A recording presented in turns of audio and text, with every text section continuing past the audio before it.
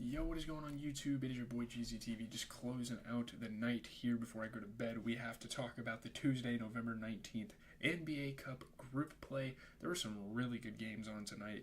We had about 4 good games out of the 6, so we're going to talk about those. We're going to start with my Celtics playing the Cavaliers. Obviously huge, anytime the Cavs have been playing recently, given the whole 15-0 start, and they were looking to, cement themselves as the second best start to a regular season in NBA history. They weren't able to do that though.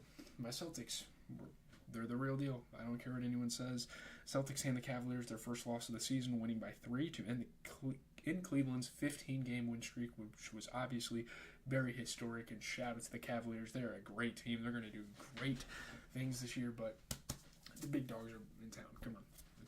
Sorry, I have a pen in my hand. I don't know why, but the defending NBA champions held off the league's hottest team with Jason Tatum putting up a great scoring night, a great rebounding night. He's having an MVP, all NBA caliber season so far, and that's great to see. So, yeah, really close game. Tatum erupted. He played really well. Donovan Mitchell and Jason Tatum kind of had that collision. It was a pretty intense game. It was very competitive. Loved watching it. This is one of the only one of the first Celtics games, at least in a while, that I've watched pretty extensively this season. I haven't been able to catch too many games just because of homework and stuff, but I watched this game quite a bit. Jason Tatum getting to the rim. Obviously, Derek White was hitting tough shots. Yeah, it was just Tatum, though. A lot of it was just Jason Tatum. Looking at the Cleveland Cavaliers, shout out to Evan Mobley. 22 points, 11 rebounds, shooting 33% from 3. 10 points, 11 rebounds for Jared Allen. That's a really good big man duo. 35 points for Donovan Mitchell, and they were obviously missing something, starting Sam Merrill. I don't know who was hurt. Maybe it was Dean Wade. I don't know who normally starts, but you have Ty Jerome, you have Craig Porter Jr., you have Georges Niang off the bench. Surely you could have put those guys in a little longer than Merrill, and I guess they kind of did. I guess they figured it out. There wasn't too much the Cavs could have did there. It's just a big roster hole. Obviously, Darius Garland didn't play that good, but also, not everyone can have good games. Jason Tatum, really good performance. 33 points, 12 rebounds off of 60% three-point shooting, 50% overall shooting. And man, Al Horford had his best game of the season. He had 20 points. He shot 80% from 3. He was absolutely incredible. Shout out to Al Horford hitting really big shots when it mattered. And the Celtics tonight, they shot 54% from 3. That is pretty insane. Let's move on to the Hornets and the Nets. This was also a really fun game, really interesting game between two young teams that are trying to figure it out. This has been a really fun NBA season, I haven't been super hyped to come in and I haven't sounded hype, but it's been a really fun year for young NBA teams making a mark. Obviously, the Rockets are playing good. We'll get to the Spurs in a second. They're playing pretty good. It's been a lot of fun to watch these young teams figure things out. But Cam Johnson and Dennis Schroeder carry the Nets to a 1-point win over the Hornets. Obviously, amazing scoring night for Cam Johnson, one of the better games of his career. Dennis Schroeder had a solid scoring night. Obviously, he's a great facilitator, though. That's kind of what he has been known for a while in the league, and they win. Cam Johnson getting to the rim. Miles Bridges getting to the rim, of course. This was a really, really fun game. Trey Mann had Vince Carter courtside, and people are starting to make memes and say he looks like the modern-day Iverson. It's a lot of fun.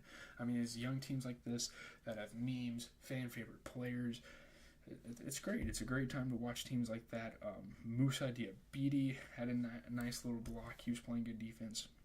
But looking at the Hornets, 29 points.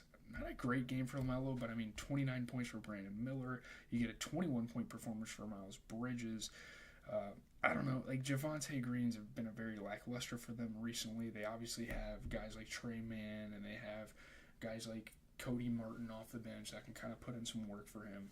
And whoever the hell this fucking Tijan Salon guy is, I don't know where he was drafted out of, but there's a couple of guys off the bench that kind of came in and tried to make up for it, but not a great game for Javonte Green. They need to play a couple of those other guys more, especially maybe like a Caleb or a Cody Martin. I get those guys mixed up all the time. The Twins do the same thing with the Thompson twins. Looking at the Nets, though, 34 points for Cam Johnson. He shot 50% from 3, 55% overall. Really, really good game. 14 points, 12 assists coming in for Dennis Schroeder. Good stuff from all the guys there. Moving on, we have the Thunder and the Spurs, and this might be like the early upset of the season. I mean, holy shit, this is insane. I know no Chet Holmgren, no Isaiah Hartenstein. I'm sure they're missing a couple of other guys too, but this is impressive. This is very impressive to see this Spurs team without their best player just do this. And like without their best player, they're damn near a G League team. I know they have Keldon Johnson, Devin Vassell, Harrison Barnes is a solid piece, but still. Keldon Johnson and Harrison Barnes helped the Spurs fend off a hard-charging Thunder for their first NBA Cup victory. They win by 6. Yeah, great scoring for Keldon Johnson and Harrison Barnes. Obviously, Harrison Barnes is a vet. He knows how to kind of handle adversity in games like this, and that's cool. Really dope. No Victor Wembanyama, and they beat one of the best teams in the NBA, easily a top 3 to top 4 team in the league. That's very impressive. Shout out to the guys. That's awesome to see. Yeah, Keldon Johnson was fucking amazing. He had some great sequences this game. He looked great. And obviously, Chris Paul and Shea were going at it at some points in the game. It was a battle. This was a really fun game. I mean, Chris Paul played very well. Again, SGA played very well. Slick moves, just really good offense overall from Shea tonight, as always. Stephon Castle making plays as a rook, facilitating, getting teammates open. But yeah, obviously it's really just been J-Dub and Shea without their guy, without Chet. Jalen Williams had 27 points, 10 rebounds, he shot 50%, despite shooting 0 for 6 from 3, so that's pretty impressive. 32 points for Shea, he shot 55%. I really like Lou Dort. He's a really good hustle player, and he grabs rebounds and he plays defense, but he definitely could do a little more offensively, and it's not like they have much depth on the bench, again, without guys like Chet, without guys like Isaiah Hartenstein, so you really need a guy like Lou Dort to step up. I think everyone else in the lineup was doing their thing, but there you go. Let's move on to the final game of the night, the Jazz and the Lakers. This could debatably be kind of the highlight of the night. I know a lot of people are talking about the whole Dalton Connect thing. I just wanted to talk about my Celtics beating an undefeated team. I think that was fun. But Dalton Connect scores 37 with a rookie record-tying 9 3-pointers. I don't even know how that's the record. That should have broke the record.